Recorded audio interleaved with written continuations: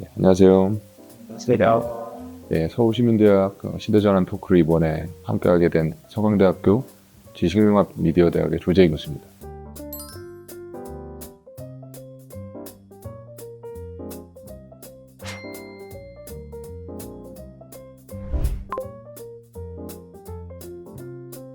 디지털 시민성이라든가 이런 것과 관련돼서 몇 가지 말씀을 드릴 텐데, 최근 들어서 가장 관심 있고 중요하게 다루고 있는 게 인공지능이다 보니까 그 시민이 어떻게 되는지, 시민권은 또 무엇인지, 시민 행동은 무엇일까, 그리고 인공지능이 이렇게 지배적인 사회에서 시민으로서 과연 우리는 무엇을 할 수 있을까, 이런 부분에 대해서 좀 말씀을 나누려고 합니다.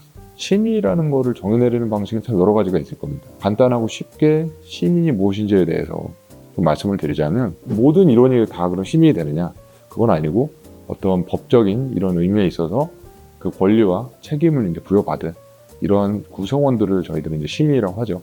여기서 헷갈릴 수 있는 게, 시민권은 과연 뭐고 민권이 뭘까? 뭔가 두 개가 다 같은 것 같거든요. 같은 것 같은데 의미에 있어서는 좀 차이가 있어요. 그래서 일단 시민권은 그런 국가와 사회의 일원인 사람들에게 부여되는 권한으로 좁힐 수가 있는 것이고, 민권은 이거보다 포괄적이죠. 인간으로서 가져야 되는 이런 권리예요. 지금 우리 국가 혹은 지역사회 이 바운더리 안에 거주는 하고 있지만 시민이 아닌 경우가 있을 수가 있겠죠. 그런 사람이더라도 인간으로서 존중받아야 될 수 있는 이런 권리를 말합니다. 인공지능이라든가 이런 기술을 시민행동하고 연결시킬 때 시민으로서의 권리냐 아니면 인간으로서의 권리냐, 이렇게 좀 생각을 해보시면 될 것 같아요. 시민행동이라는 게 있는데 굉장히 중요합니다. 왜냐하면 시민으로서 이러저러한 행동을 해야 건전한 이런 사회, 공동체를 저희가 만들어낼 수가 있고, 이런 사회에서 시민으로서 그럼 어떠한 행동을 해야 될까? 이런 부분이 중요할 텐데, 조직 시민 행동이라는 컨셉이 있어요. 조직 시민 행동이라는 컨셉은 우리가 이해하기가 조금 더 수월한 게, 우리는 아무래도 어딘가의 조직에 속해 있거나 혹은 속해 있었던 적이 많죠. 조직원으로서 조직에는 도움이 되는 이런 행동을 우리가 자발적으로 할 때가 있어요. 예를 들어서 내가 지금 근무하고 있는 어디 회사 쓰레기가 떨어져 있다. 그러면은 그냥 죽는 거죠. 그거는 일반적인 시민행동으로 볼 수도 있지만, 내가 근무하는 근무 환경을 깨끗하게 하고 싶으니까, 아니면 근무 끝나고 나가려고 하는데 보니까 불이 여기저기 켜져 있네? 그랬을 때 끄고 하는 거죠. 그건 나한테 사실 이익을 주는 건 없어요. 자발적인 그 행동이 결국 내 조직에는 도움이 되죠. 그런 행동들이 조직 시민 행동이라고 합니다. 자연스럽게 사실 조직원들이 그런 행동을 하다 보면 조직은 성장을 하겠죠. 그리고 올바른 방향으로 나갈 수 있을 것이고, 그걸 이렇게 시민에게 적용을 해보면 됩니다. 비록 나에게 직접적인 이득이 되는 어떤 거는 없지만, 그럼에도 불구하고 내가 자발적으로 무언가 나의 공동체, 거기에 도움이 되는 어떠한 행동이 될 수가 있어요. 사회운동을 누군가가 이렇게 열심히 추진을 하고 있을 때 그때 그 참여를 한다든가, 아니면은 국민청원이라든가 이런 것도 시민운동이 될 것이고, 국가라든가 아니면은 여러 단체에서 이 시민성 향상을 위해서 진행을 할 여러 교육 프로그램들이 있어요.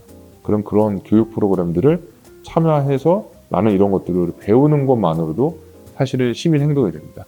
그래서 시민 행동의 범위는 굉장히 넓어요. 그런 행동들이 사실 쌓여야지만 건전한 공동체, 그리고 그 공동체의 성장이죠.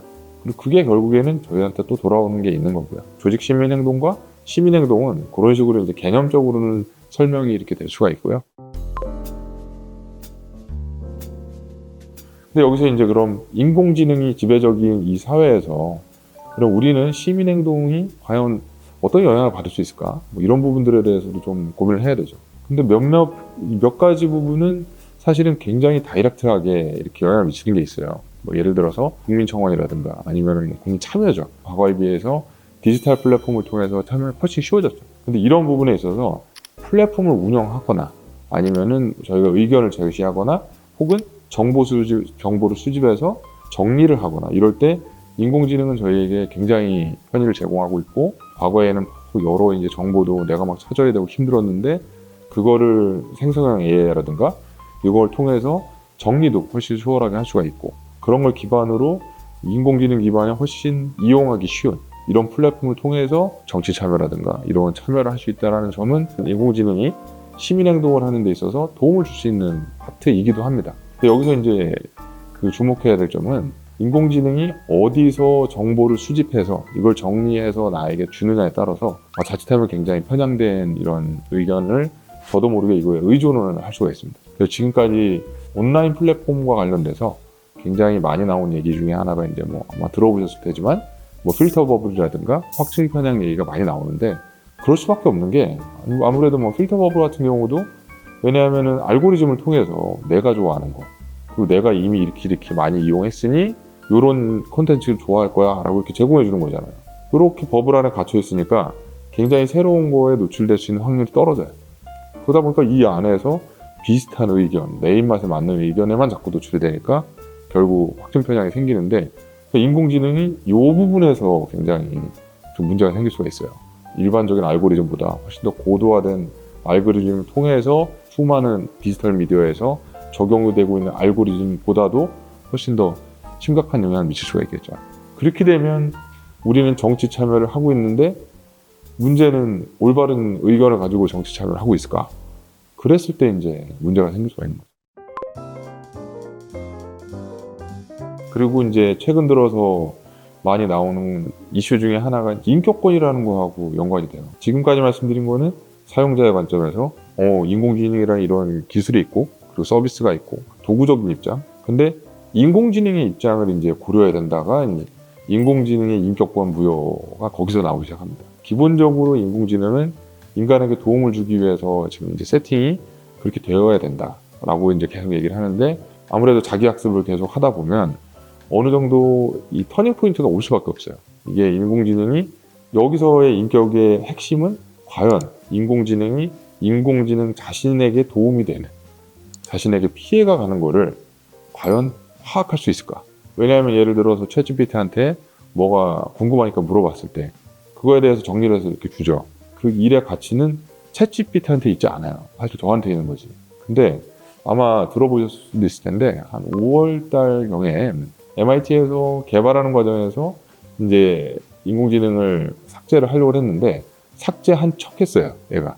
삭제한 척 했다가 잘 살았는데, 인공지능에게 격을 부여할 수 있느냐 없느냐가 여기서 나올 것 같아요. 스스로에게 피해가 올 수 있다는 거는 나를 위한 가치를 판단을 내린 거야, 인공지능.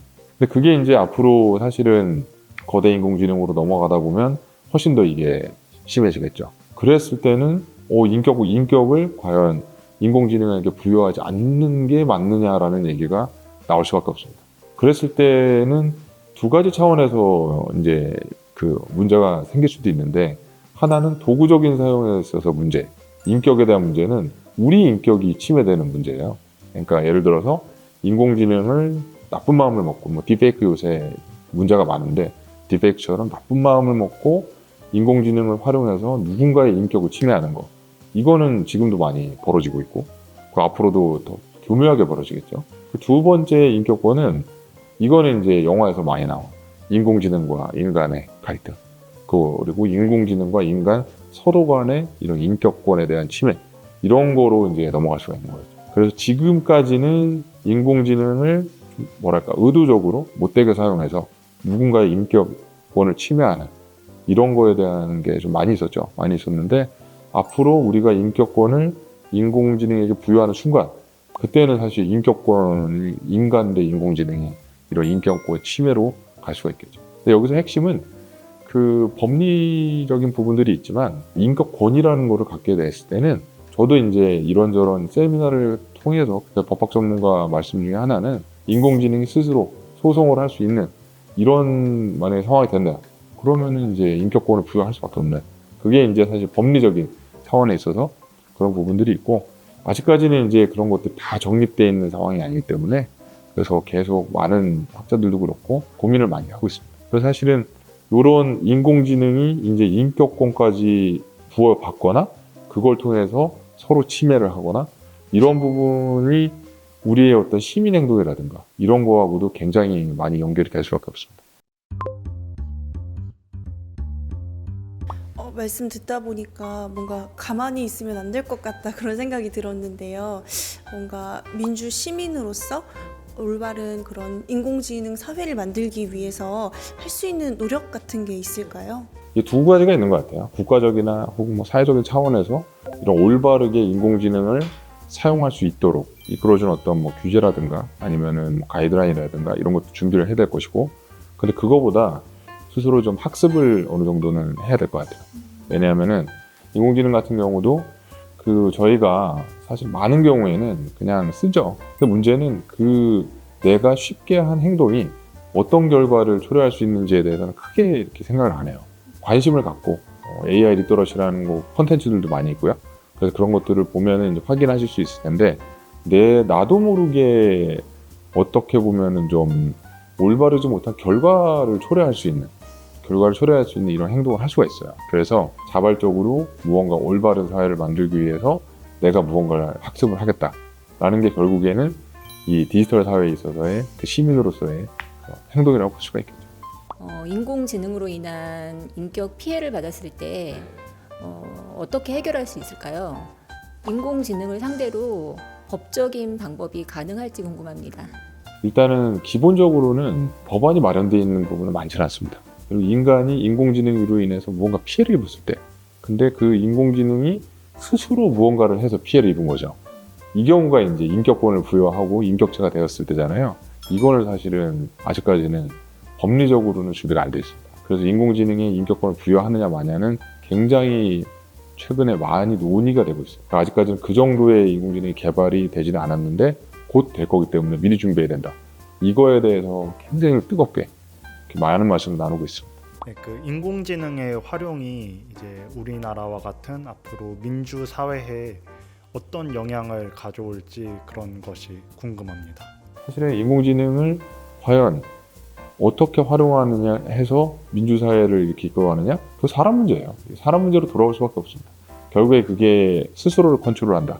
이거 자체도 또 시민행동이 될 것이고요. 제가 볼 때는 민주사회를 이끄는 데 있어서 결국에는 내가 변해야 된다라는 거고, 그리고 내가 변하는 게 디지털 시민성의 결국 핵심인 것이고, 내가 변하려면 어떻게 해야 되냐? 학습하는 시간 다시 학습을 해야 되고.